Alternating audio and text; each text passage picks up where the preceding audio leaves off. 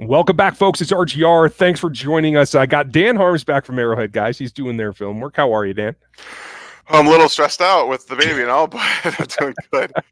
Small children will mess up your day. I Yeah. think a lot of people out there know that. So, folks, if you're new, Dan's got a small child. So Yes. we're going to run through this pretty quick. If you're new, hit the sub, the notification, and leave your comment below. But we're going to start on the positive side, like Cam Irving running over Chiefs staff to get in the middle of somebody. Let's start on the positive side. A lot to take away on the offense. What was the biggest standout for you? I think that the offensive line actually played better than I thought they did live. And going back and seeing some of the fact that they did pick up some stunts here and there, and even though the Patriots didn't send a whole bunch of cover zero blitzes because they wanted to play coverage against the Chiefs offense, which is what a lot of defenses have kind of succumbed to at this point. They can send four and get pressure and not have to worry about continuously sending pressure to get after Mahomes and allow people to get open.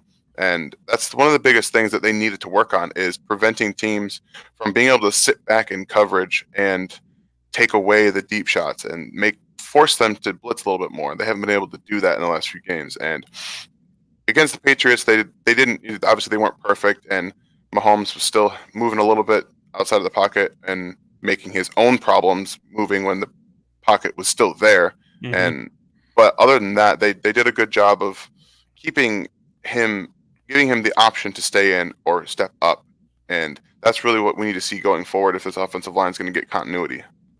And that's what I think they need. I mean, just the fact that Wiley got hurt a little bit, I think it gave you a glimpse of what it looks like with Wiz in there. Yeah. And I think we're both on the same page. But whether it's him or somebody else, I agree with you. By my count, there's like at least 4 times where he bailed the pocket when he didn't have to.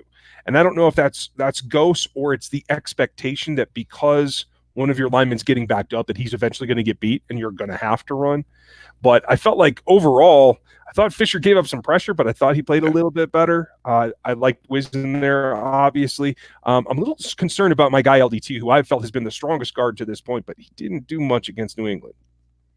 No, he really didn't, and it wasn't even just in the pass game. It was in the run game, too. He was getting blown back, and it's something that I've thought for a little while, is that I think that they need to make a change, and Wiley hasn't been great at left guard, but I think that his best last year has been better than LDT's best from his injury, and it doesn't look particularly close in my opinion right now.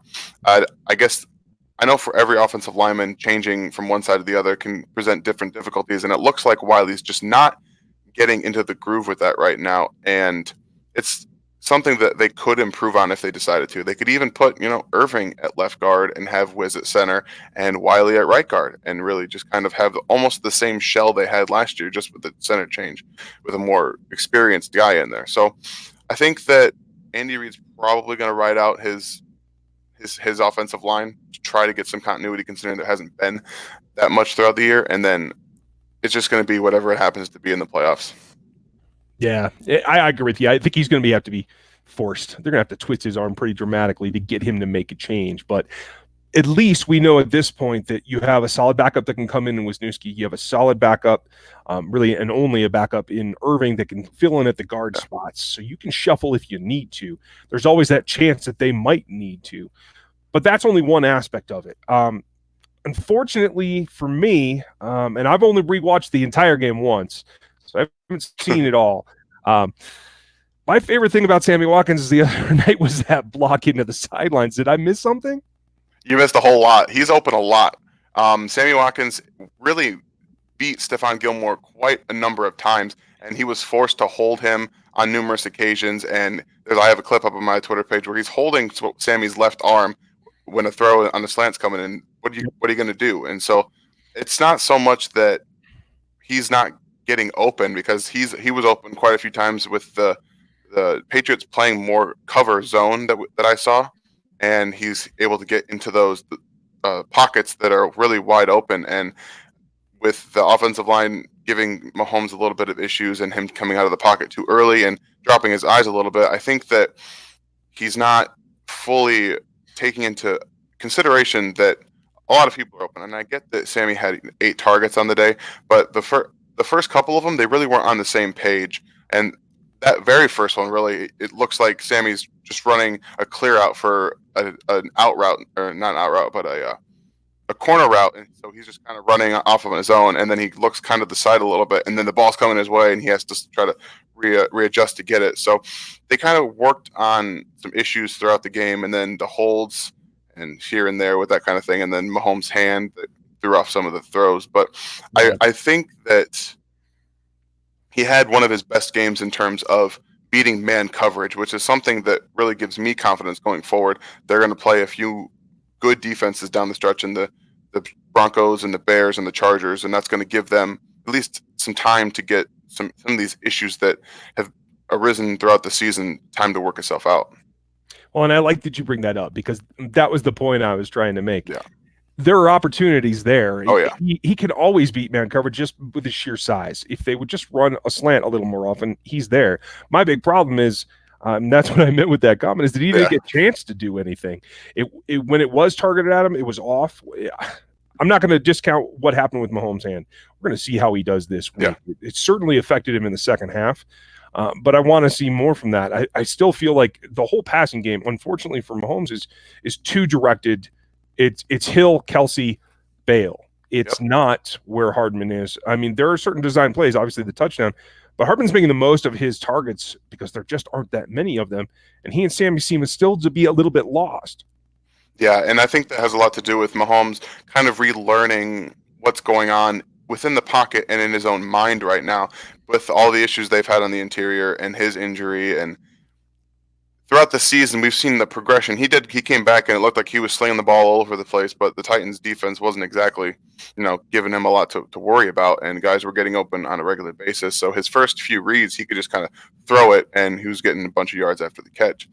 And I think I took away a lot of kind of encouraging things from this performance from Mahomes, because he was getting out of the pocket some too early sometimes, but he also was maneuvering better than I've seen in the past couple of games, and stepping up more often, taking some of those opportunities to try to work on what he's been lacking, and trying to not always, run backwards 10 steps and get up and move around a little bit. So it's a learning process, and he is it's his second year starting. So it's not like he's got everything 100% down pat. We want to believe that this offense is going to flow and always going to be exact where it needs to be, but people are going to run into things and the injuries, and so extenuating circumstances always lead to having to sometimes relearn things that you've built into your head. Like, you're not going to have enough time in the pocket, so you got to get out, or I can make better plays outside of the pocket, so I'm going to break. But I did see him attempt to recorrect some of those things and step up into the pocket. And that 3rd and 19 throw that he made to Hill, he just stepped over to his left a little bit to avoid the pressure, and then really slung it in there for that first down. So I think he is starting to come back around to getting to maybe trust a little bit more. So we've seen progression from the offensive line. We've seen progression from Mahomes a little bit. I think, talking about Sammy Hardman, I think they're there. I think they can produce when they're allowed to. We'll see about delivering the ball. So what on the offensive side are your bigger takeaways outside of those topics? Well, I think that Travis Kelce is just, not only has he been consistent, he's been consistently great. And he was not just getting those targets and turning them into a bunch of yards after the catch, but he was open a lot too. And it's something that you'd think the defenses would key on just a little bit more, because he's been such a consistent, able to move the chain guy over the past 3, 4, 5 games. And Mahomes really has gone to him a lot, and he's gotten a lot of targets, and that's something we've talked about previously, with maybe he's getting a little bit too many targets because he gets locked into some players every now and again. Mm-hmm. But outside of the fumble, I know people had some issues with him trying to get more yards, but did you have issues with him getting up and trying to get more yards after he fell and no one touched him? And he basically tried to punch the ball out, is why he didn't touch him. If you watch the replay, it's the same kind of effect.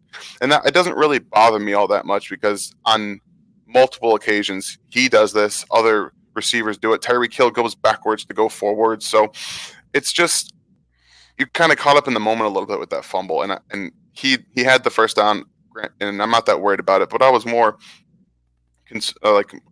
impressed with Travis's read option play that I actually broke down on my Twitter page in voiceover. And I know a lot of people kind of just think he's been a tight end all the time, and kind of forget that he was a mobile quarterback at Cincinnati, where he was brought in as a quarterback to play in that offense, and then made the transition to tight end. So he can run that kind of stuff. And I know he was never ever giving Tyreek Hill the ball. He was going to score, because that was the exact same drive where he did almost score from standing up and running, almost running into the end zone. So he was getting that all the way, and he's just been so impressive with his route running. And he has some issues with drops here and there, but just he's been a really steady force in this offense.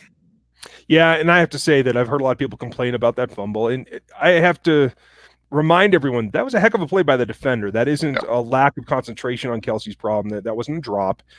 That was a nice play. But I agree with you. The way that he weaves as an athlete, it certainly lends itself to being a mobile quarterback. I think we're going to see more of that. And I loved your breakdown, because you focused on things that I didn't. I took it to a completely different thing. So, folks, if you've seen mine from the film room, go check Dan's on his Twitter page, because it's different and there are other aspects to it. My big question to you is, I'm pretty excited about what they can build off of that formation, whether they have to switch some guys in or not. But do you think it's something they should build on, and then do you think they will? I think that last year we saw quite a bit of that kind of that formation where the offense will line up, and then Mahomes will break everyone down, and they'll cone in different spots. And I think that Andy is going to start to use different formations now. We've seen almost the exact like 5 same offensive formations from a spread aspect, game in and game out.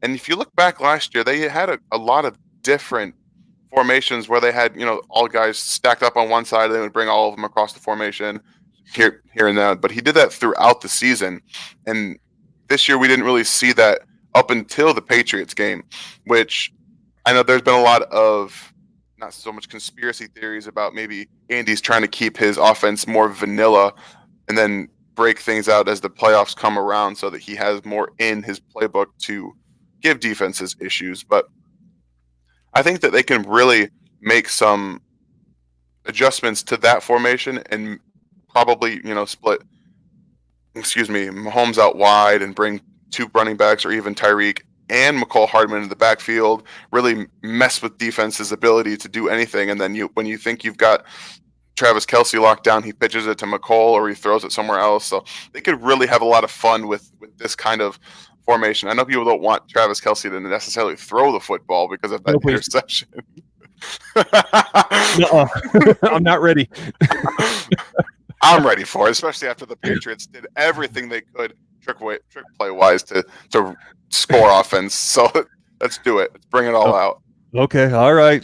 Maybe they'll listen to you. I'm not going to argue. It is what it is. Well, I'm feeling pretty good about this.